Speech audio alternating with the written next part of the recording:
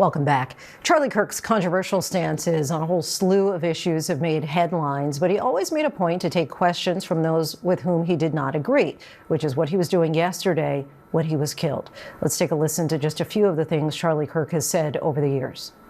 We work on college campuses across the country.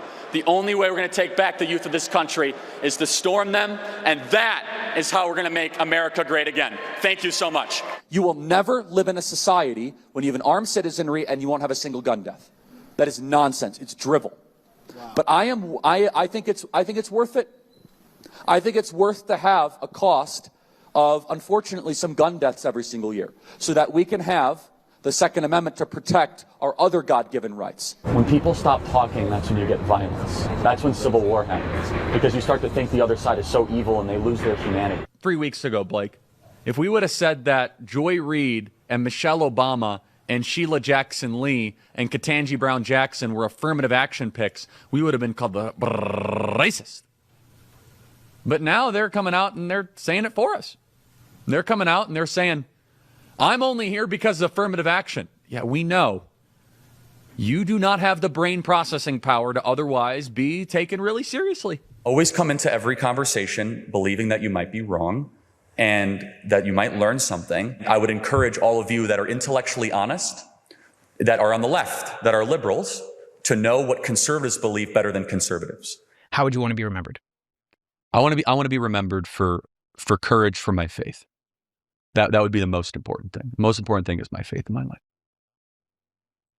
And for more now on Charlie Kirk and his place in the Republican Party, we're joined by Kyle Spencer. She's the author of Raising the Bright, the Untold Story of America's Ultraconservative Youth Movement and its Plot for Power. Kyle, thank you so much for joining us. Charlie was considered by many a star of the far-right movement. What role did he play in its growth on the national stage? Charlie was really very influential in transforming the Republican Party into the image that it has today, as a party that is very friendly to young people, that is increasingly diverse, that is open and welcoming, that is exciting and passionate and fun.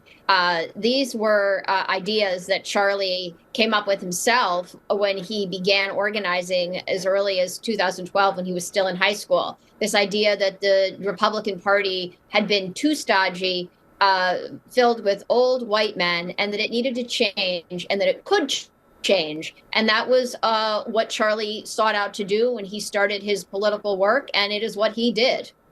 What beliefs would you say were the foundation of this activism that made him so popular?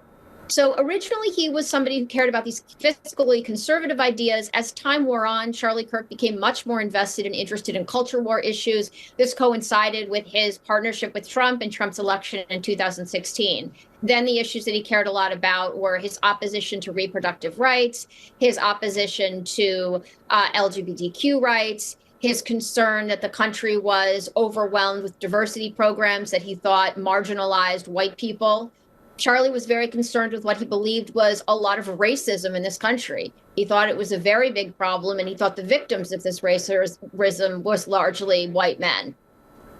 College campuses have long been a place for liberal movements. How did Charlie and Turning Point USA help to increase the public presence of conservative ideas and bring in more young voters? He had branches of Turning Point USA, chapters all over the country, on campuses all over the country. And what he did brilliantly, and what his groups did brilliantly, was tabling, was putting these tables on these campuses, on campus quads, having lots and lots of swag, lots of candy, lots of junk food, lots of events to go to, sign up for a movie night, listen to some music, meet some new people. Very engaging and very welcoming. That's expensive. That's a very expensive endeavor, and Charlie was able to receive the money from donors who supported the Republican causes, to give him that money and to let him go out there. Early on, even when there was this thinking that, well, all colleges have become overly woke, I was seeing and wrote about in my book the fact that Charlie Kirk, Turning Point USA chapters were out there, and they were growing rapidly. And you would see the young Democrats or the young social democrats, and they'd have a little table with a pamphlet, and Turning Point USA would just be filled with lots and lots of young people, music, and lots of excitement and lots of energy, which is expensive. And what do you think that Charlie Kirk's legacy will be, and not just in the party, but in politics as a whole? Charlie really was able to convince elders inside the conservative movement that they needed to modernize and that they needed to listen to young people to help them do that modernizing, and that they were going to have to turn on to platforms that they were unfamiliar with, to embrace social media, and to constantly be embracing new mediums. Charlie was able to convince them of that. The party that we have, the Geo party we have now, has Charlie's handprints all over it.